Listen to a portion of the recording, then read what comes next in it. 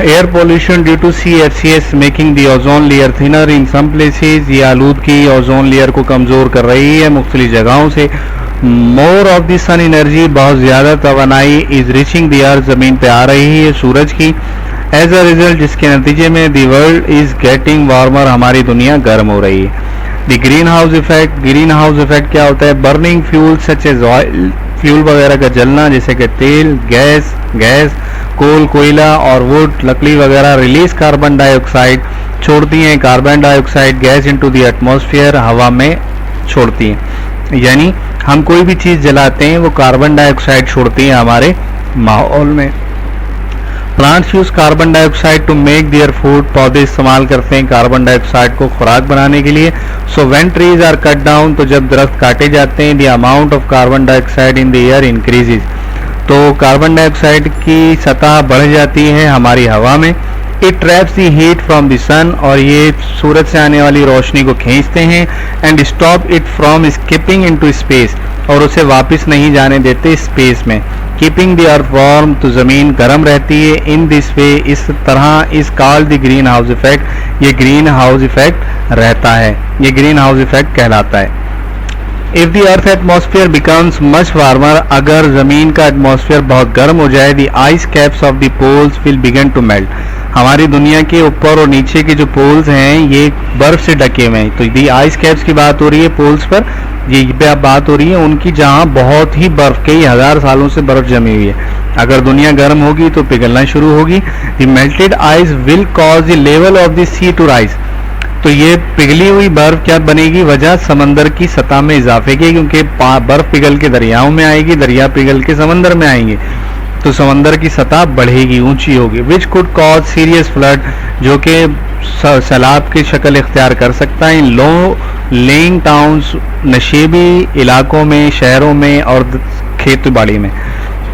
If the sea becomes warmer, अगर समंदर गर्म हो जाएंगे, sea animal plants will be affected, समंदरी जानवर और दरख्त असरअंदाज होंगे। In other parts of the world, दुनिया के दूसरे हिस्सों में, a lack of rain will make the land too dry, बारिश का ना होना ज़मीन को खुश्क कर दिया है। एंड डस्टी और रेतीला for any living things to survive, किसी भी जानदार को जिंदा रहने के लिए।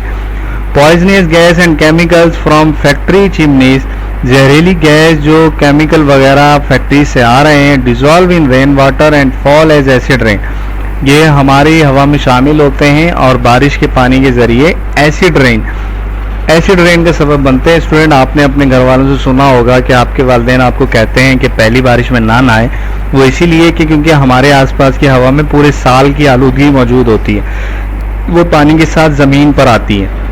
तो अगर हम बाज़ दफ़ा पहली बारिश में नहाते हैं तो हमें एलर्जी हो सकती है, बीमार हो सकते हैं। दिस रेन डैमेज क्रॉप्स, ये फसलों को भी नुकसान देती हैं। डिस्ट्रॉय ट्रीज, और दरख्तों को जला देती हैं। एंड स्टोन बिल्डिंग्स, और इमारतों को भी नुकसान पहुंचाती। When acid rain falls in reverse, जब तेजाबी बारिश होती है दरियाओं में, झीलों में, इट हार्म्स द फिशेस, ये मछलियों को नुकसान पहुंचाती है।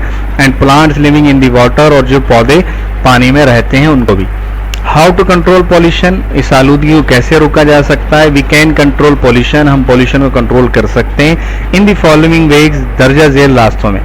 Trees should not be cut down unnecessary, दरख्तों को गैर जरूरी ना काटा जाए। New trees should be planted, नए दरख्तों को लगाया जाए। Crop should not be spread with harmful chemicals, फसलों पर कीड़े मार अद्वियात का छिड़काव ना किया जाए। Fumes from engine and factory should be filter, धुआं जो चिमनी और इंजन वगैरह से निकल रहा है उसे फिल्टर किया जाए। Waste material should be recycled where possible, ख़राब चीज़ें जो रिसाइकिल हो सकती हैं उन्हें रिसाइकिल किया जाए। रिसाइकिल से मुराद होता है दोबारा इस्तेमाल किया जाए। Untreated sewage should not be dump in river and the ocean, gutter का पानी डायरेक्ट फेंका ना जाए दरियाओं में और समंदरों में। Silencer must be filtered on car, motorcycle and rickshaw fitted, silencer must be fitted, silencer लगाया जाए रिक्शा, मोटरसाइकिल वगैरह, ताकि उनकी आवाज़ तेज़ महसूस ना हो। Music should not be played loudly, गाने तेज़ आवाज़ में ना चलाए जाएं। Loud speaker should not B use unnecessary, loud speaker इस्तेमाल ना किए जाएं गैर ज़रूरी तौर पे।